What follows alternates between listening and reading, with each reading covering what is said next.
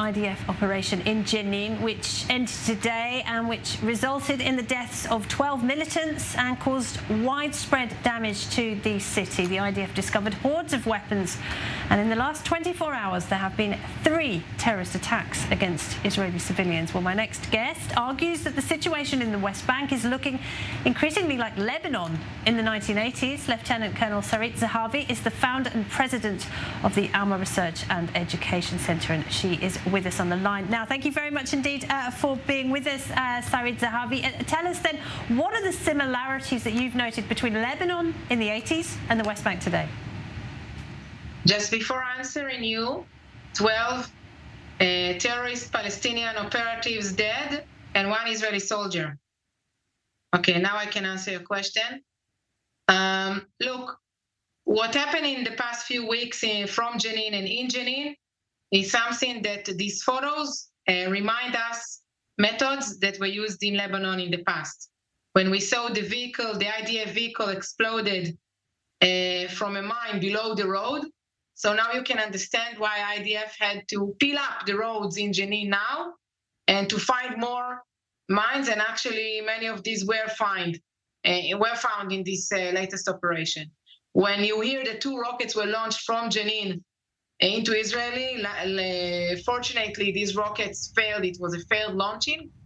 But to understand that we must stop this now, before in the hands of the terrorists in Jenin will be more rockets. This is unacceptable. I must clarify, Lebanonization within the capabilities of the terrorist organizations, but not within the Israeli policy or strategy with regard of what to do with this problem. We cannot just unilaterally leave Jenin and let the terrorists do whatever they want, because this endangers our lives on a daily basis.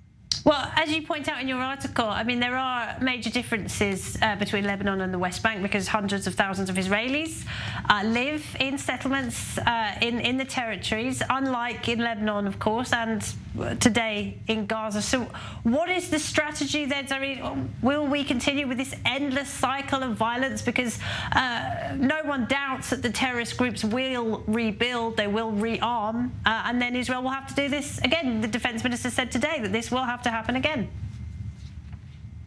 So you're talking on the elephant in the room, settlements. I'm willing to talk about it.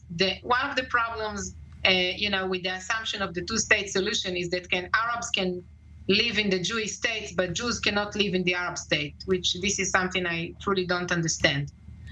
If we can assume that the 2 people can live together, and it's okay that we both live in each other's countries, we can solve this conflict. But I don't see today in the Palestinian side a recognition of Israel as a Jewish state. And that's why the question is a political question.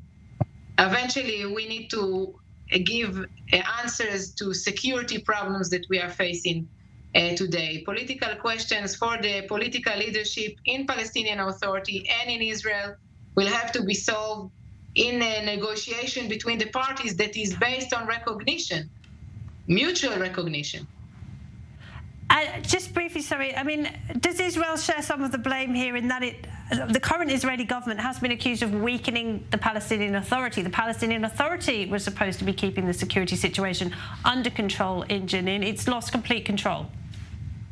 I will answer you with a question. The Palestinian Authority was supposed to be the future state of Palestine. How come we have refugee camp in this future state of Palestine?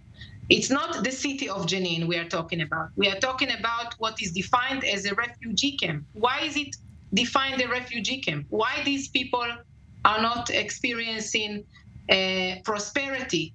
There is enough money for all of that. Where all this money go to? That's the main question that should be asked here. All right. Big questions.